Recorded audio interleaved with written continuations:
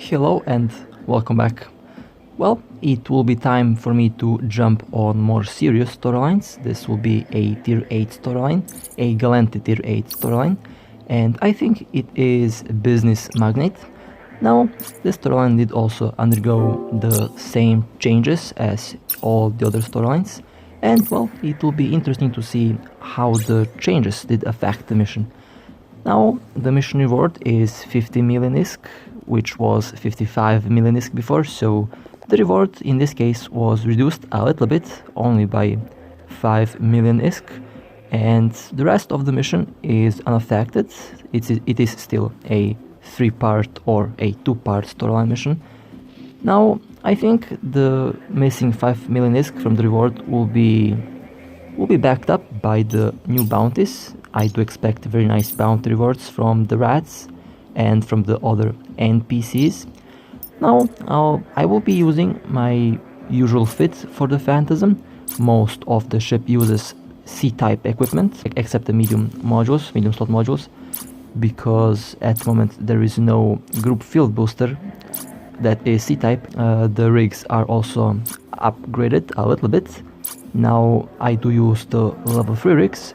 I have to admit, these rigs were not cheap at all. At least 780 million only in rigs for this ship, so yeah, it is quite a expensive ship indeed. Well, it is time to jump on the mission and well, let's see what was changed. Okay, warping in at the first site. Now I did warp at 100 kilometers because I don't know what I'm warping in at, so only 4 ships. Okay, 1 battle cruiser and 3 cruisers. Alright, seem like easy kills. Well, let's approach the first ship. Now I will also separate my targets by range. That means the closest ship will be my primary target. In this case it is this Celestis, a Celestis Interdictor. The name also guarantees that this ship will be my primary target.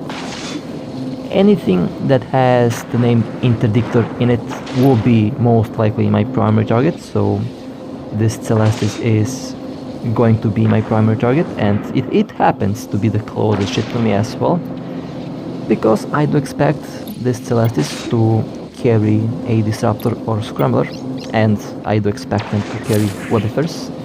They need to be destroyed quickly, so let's proceed to destroy this cruiser. After I destroy this Celestis, I'll probably go after the Vexor, but that might change. It depends on the distance to these ships. I will mostly orbit these ships at around 20 to 30 kilometers. It depends from situation. I do change my orbit from time to time, because in some cases the orbit trajectory can lead to some very uncomfortable situations. For example, the orbit sometimes can lead you right within 15 enemy ships, and well, in this case I don't want that to happen.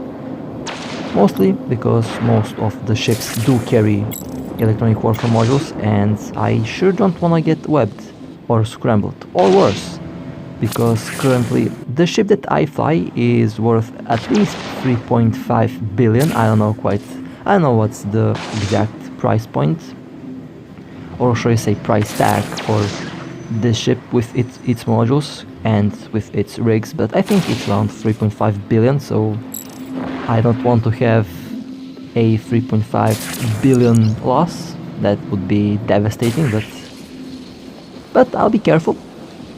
And the last ship of the first wave happens to be this Thorax 2 Guardian. Now I will align myself to the sun just in case if a lot of enemy ships warp in and if they are too close. Okay, 5 enemy ships did jump in. Time to focus on that Algos C. Okay, well, I don't know what the C means, but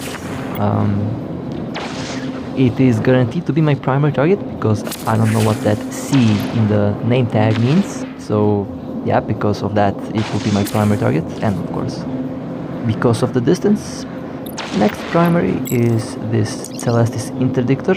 That thing will be destroyed very quickly.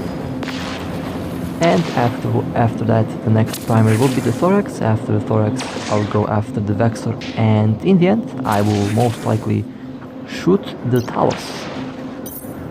Okay, let me just quickly check my defense. 87 and 90% resistance on the current damage type, so I am safe from any incoming damage. Very good resistances on the Phantasm. Now, it will be interesting to see how the second part of the mission will be, because if you remember, this mission did have very fast battlecruisers that did represent a threat. Now, I'm quite curious if there are going to be those elite battlecruisers, because those things were usually my primary target. But I personally think that those ships were removed and that the role of these fast battlecruisers did take the destroyers and frigates. That means no more elite battleships, or should I say battlecruisers, not battleships. This is a tier 8. There are no battleships in tier 8 storylines. That's interesting. That would be very interesting. And if that ends up being correct, then I think these missions might actually be easier to do now, because you don't have to worry about the super fast elite battlecruisers.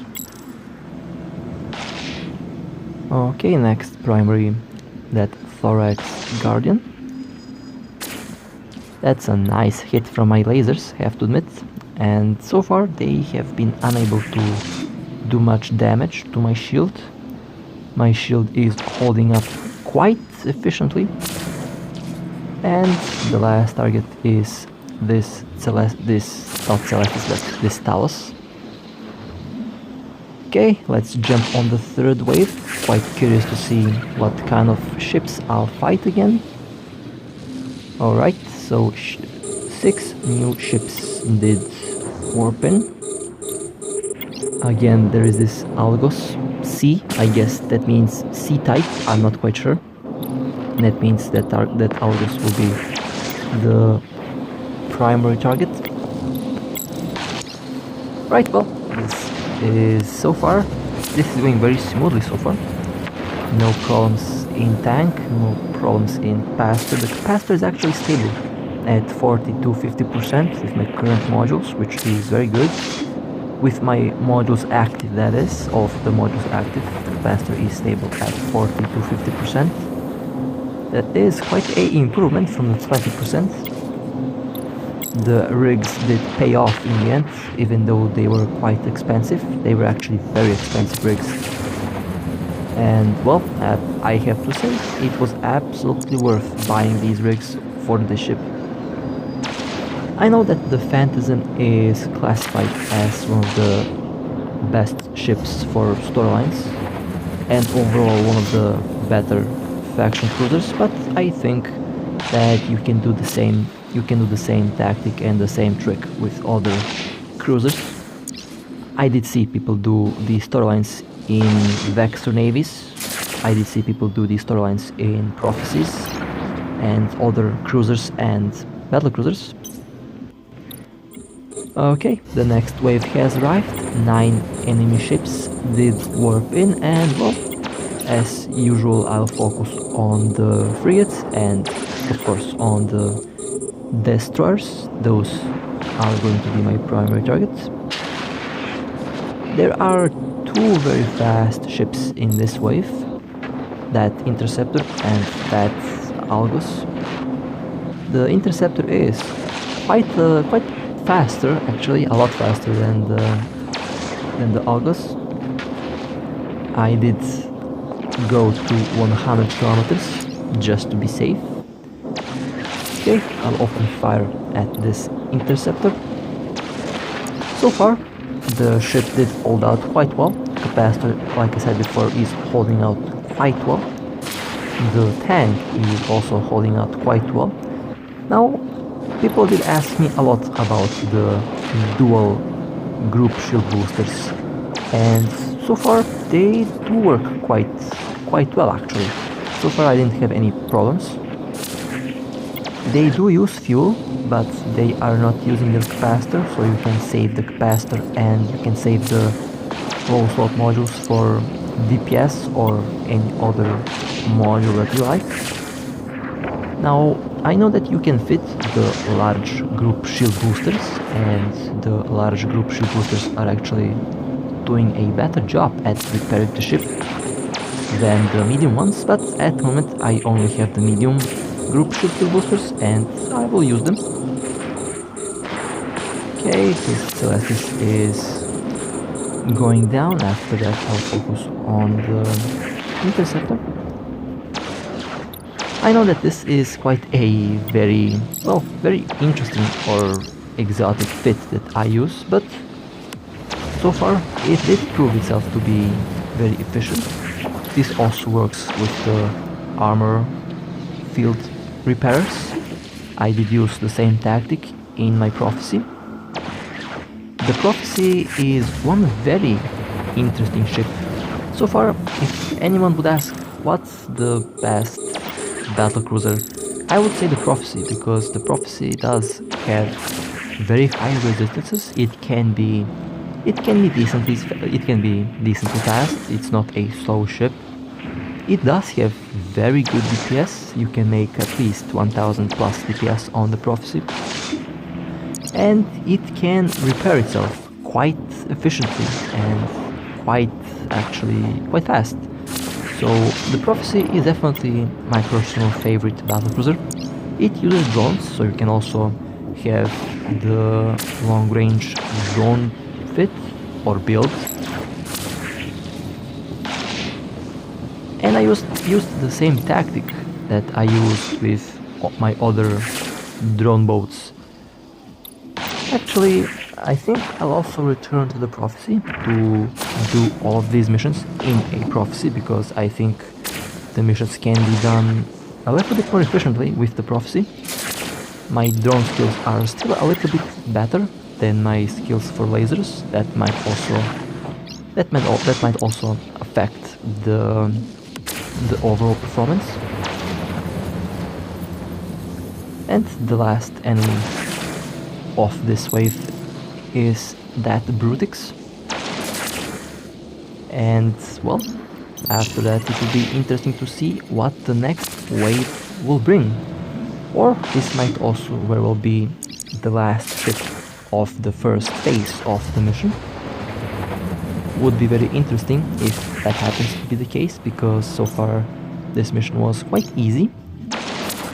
Didn't encounter any problems so far. The ship is stable, all systems on the ship are stable. And let's see. Okay, 17 new ships have jumped in. No need for me to warp out, that's good.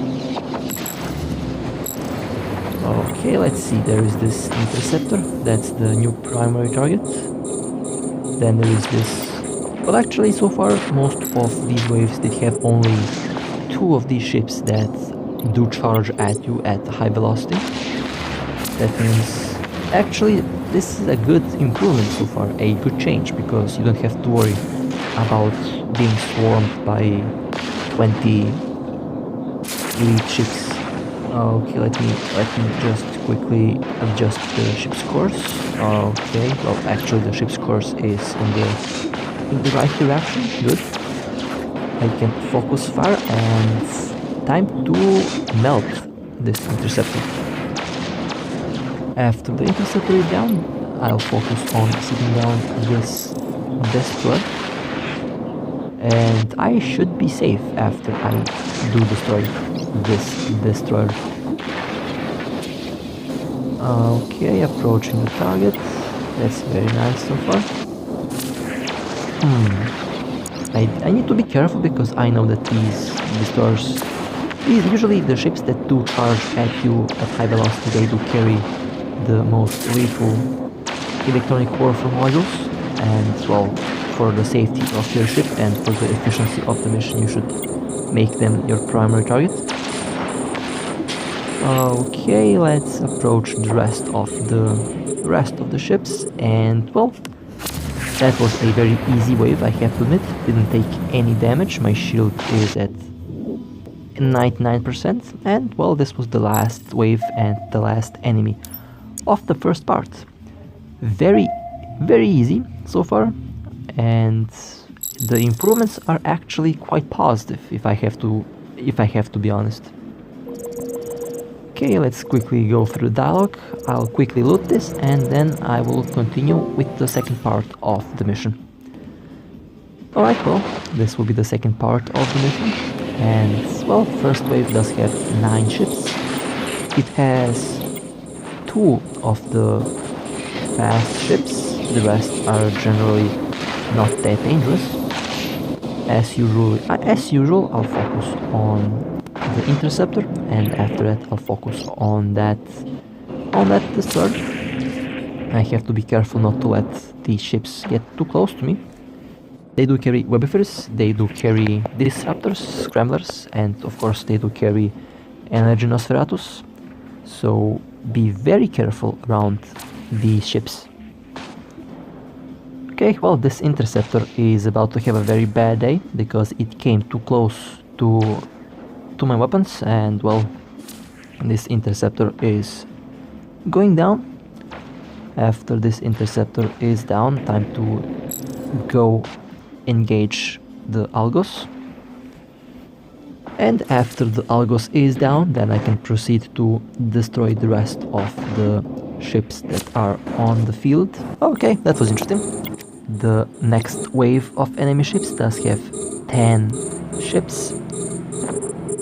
As so far I have to admit, this mission has been very easy. I could have done this mission with my arbitrator cover tops. I am absolutely confident that I would be able to do this mission with my arbitrator cover tops.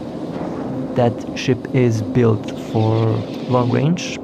I do have 78 kilometer drone control range on my arbitrator cover tops, and I could fit a afterburner, and of course I could orbit at 78 kilometers from the ships. But this ship does have a lot more DPS. This ship does have a lot more tank, a lot more resistance, and overall it does have a better capacitor. So this ship is one of the better ships that you can use for storyline missions.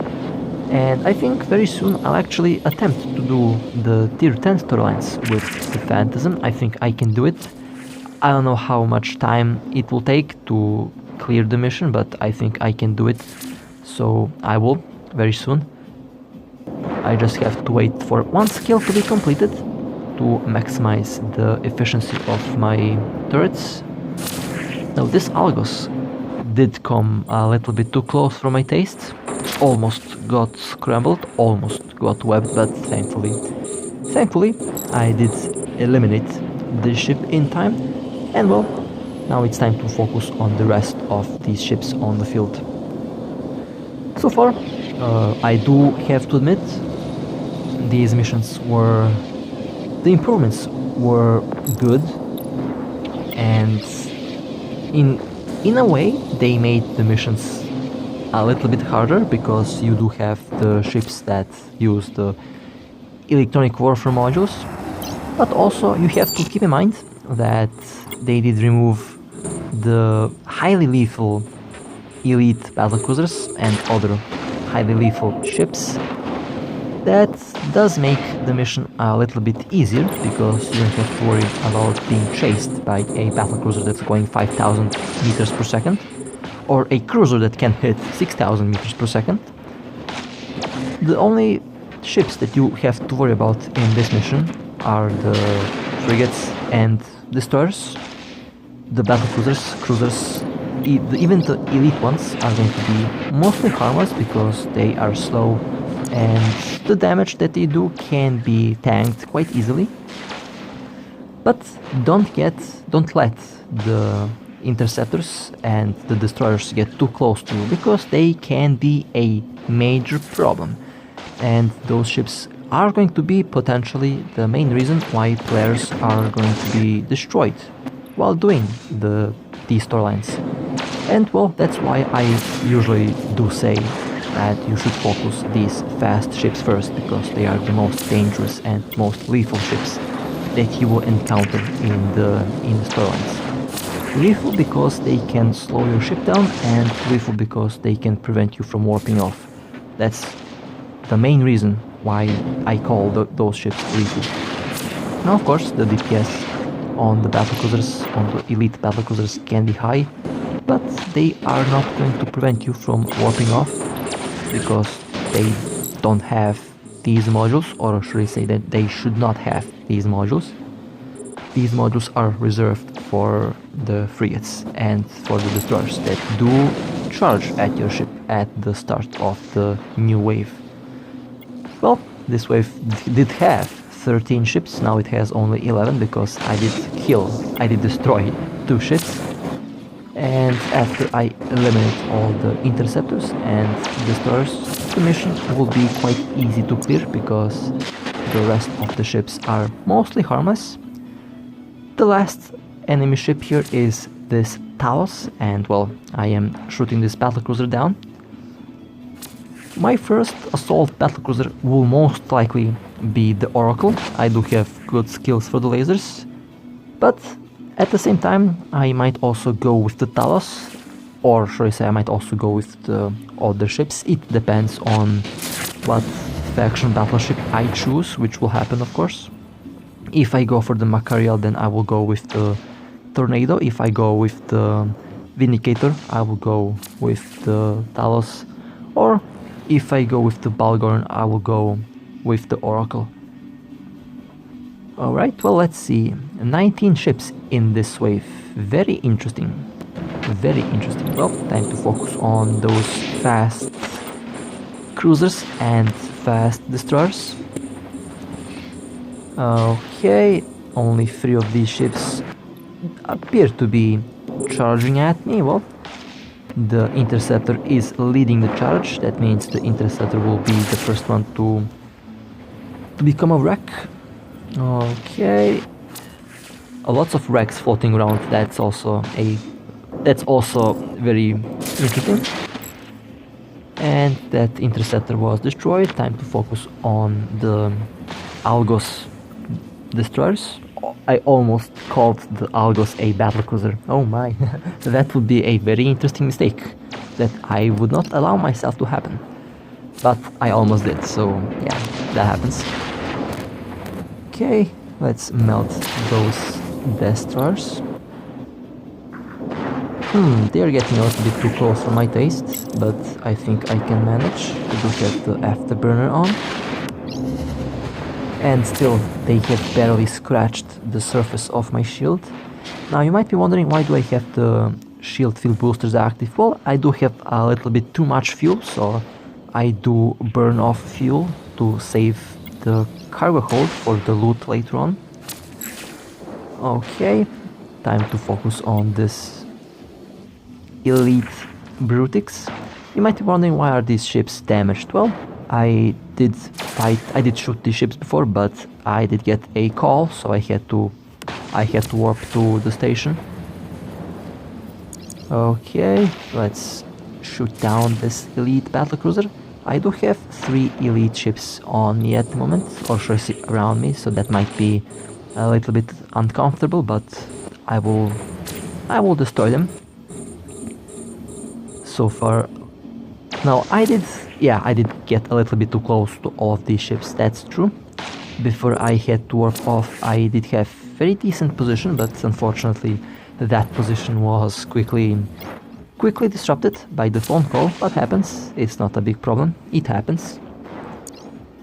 Okay, my shield is at 66%. Well, now I am taking some damage. Now we're talking about some damage. Okay, that's interesting.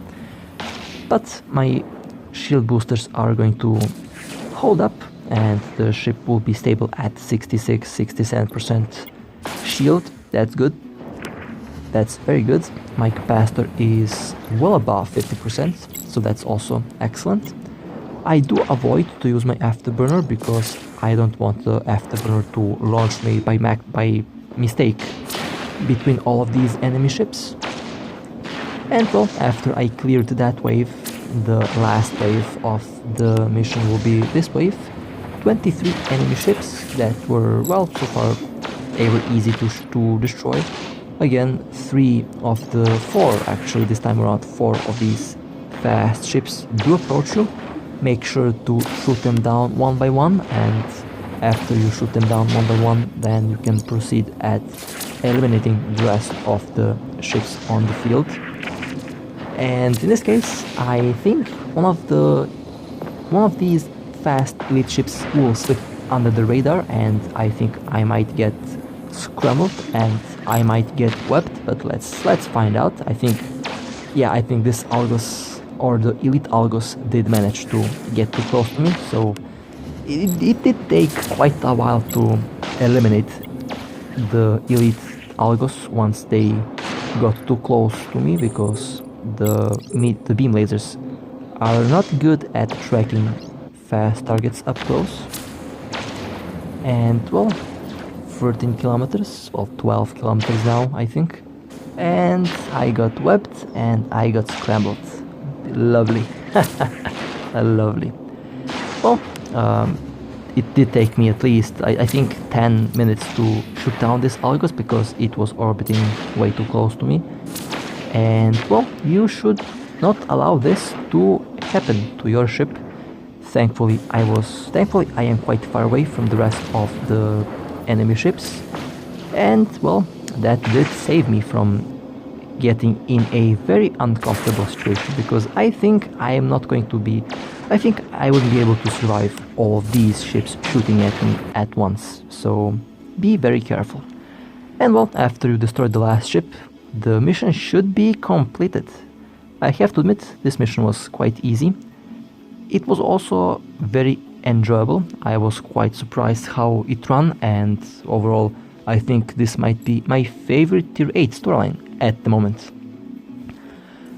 Well, this was very interesting to do, and I hope that you found this helpful. I hope that you enjoyed, and stay safe, fly safe, and I'll see you next time.